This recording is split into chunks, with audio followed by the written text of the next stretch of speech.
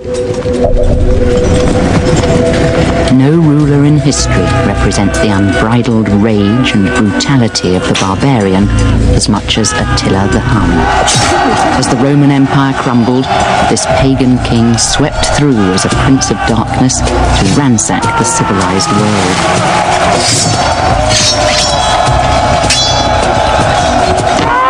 Attila's campaigns effectively extinguished the classical Roman Empire. And for a time, he held the destiny of Western Europe right through to our own day in his grasp. But in the end, it was Attila, the ultimate barbarian, who unwittingly secured the future of the civilized world.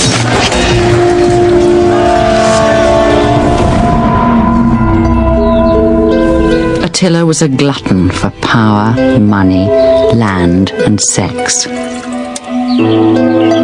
But as king of the Huns, he was struck down in his prime by a bizarre and bloody twist of fate.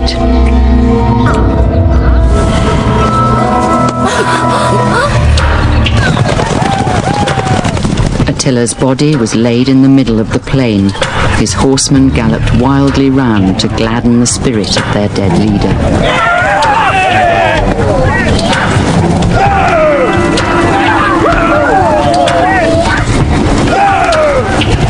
Many of them gashed their faces in tribute. They wanted their king to be mourned not by the wailing of women, but by the blood of warriors.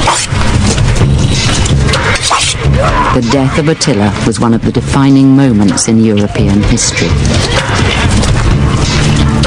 Single-handedly, he galvanized a fierce but haphazard warrior tribe into a world-beating army.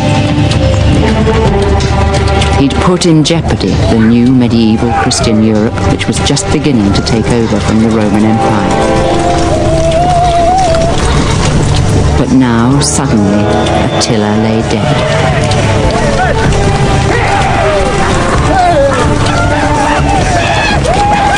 Attila was born at the start of the 5th century AD, at a time when the Roman Empire was already creaking under its own weight. It had been split into two. The Western Empire centered on Rome and later Ravenna, the Eastern Empire on Constantinople, now Istanbul. They'd both been under pressure from barbarians on their borders, but when the Huns stormed in from Central Asia, they completely changed the balance of power. The Huns are considered the most ferocious of barbarians in the first place because they spring completely unknown out of the far steppe into the Roman world. They also fight and live in ways that the Romans are completely unfamiliar with. So they are a revolutionary force at that point. These marauding steppe nomads were feared and hated. The Chinese had built the Great Wall to keep them out, and the other barbarians in Europe regarded the Huns as subhuman. The historian Jordanes tells us how his fellow Goths believed that Attila and the Huns were the offspring of sorcerers and the unclean spirits. Though they live in the form of men, they have the cruelty of wild beasts. The Roman historian Ammianus Marcellinus was clearly in horrified awe. They lived off roots and slabs of meat cooked in the heat between their thighs and their saddle. Another ancient source describes how every newborn Hun boy had his face slashed at birth before being put to his mother's breast.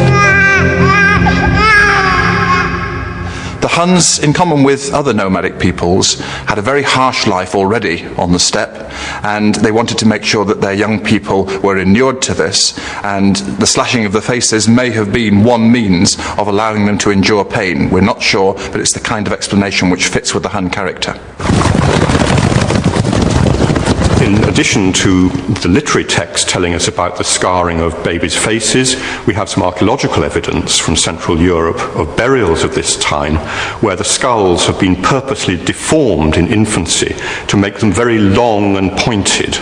So this may be another example of Hunnic deformation of their children. As children, Attila and his elder brother Bleda were raised by their uncle, King Ruga. According to Hun mythology, he taught the young Attila to ride a horse before he could walk, and to use a bow and sabre before he was 5. We also know that as a boy, Attila made friends with a visiting young Roman, Flavius Aetius, who was to become his greatest adversary. By his early 20s, Attila was known for being a fearsome warrior in his uncle's forces. At this stage, groups of Huns were fighting as mercenaries alongside the Western Roman army. The Romans needed their help to defeat the Visigoths, and the Hun warlords were very happy to take Roman gold in return.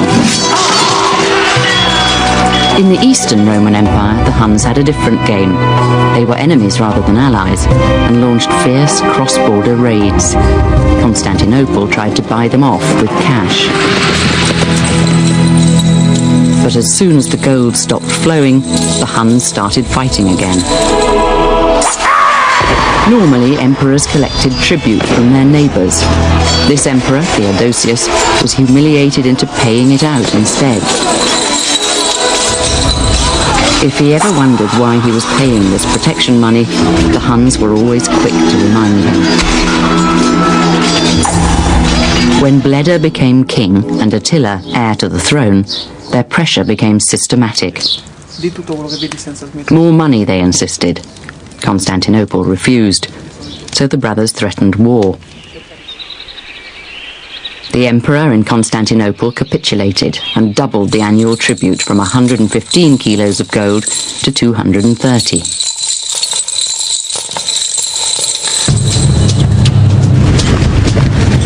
He needed to get the Huns off his back because the frontiers were beset by barbarians in every part of the Roman Empire.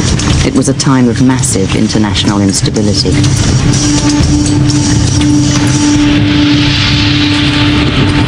Many Christians in the Roman Empire believed that the end of the world was nigh, a belief strengthened by the turmoil, confusion and upheavals of the barbarian invasions. Some speculated that the world would come to an end in the year 500. Others were firmly convinced that in their lifetime they would witness the apocalypse, the second coming of Christ. This sense of impending crisis within the empire was just what the Huns needed. Bleda and Attila felt the Roman will was failing, so they turned the financial screw even tighter on Constantinople. The emperor refused to pay anymore, so the Huns took up arms against him once again.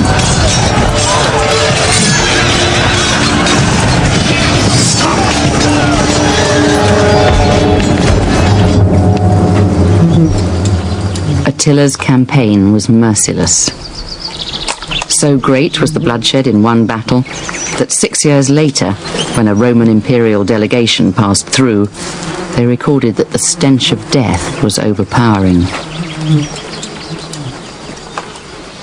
After this bloody campaign, the emperor in Constantinople gave in once more. It was a sign of how weak his position was that he agreed to pay the Huns a new annual tribute, 3 times the previous figure, just short of 700 kilos of gold, a substantial percentage of the annual income of both the Eastern and Western empires. Thanks to Attila, the Huns were getting seriously rich and therefore powerful. By this time, the brothers were falling out. Bleda may have been king, but he was very much in Attila's shadow, and now he was getting in Attila's way. That same year, AD 443, Bleda conveniently died during a mishap while he was out hunting.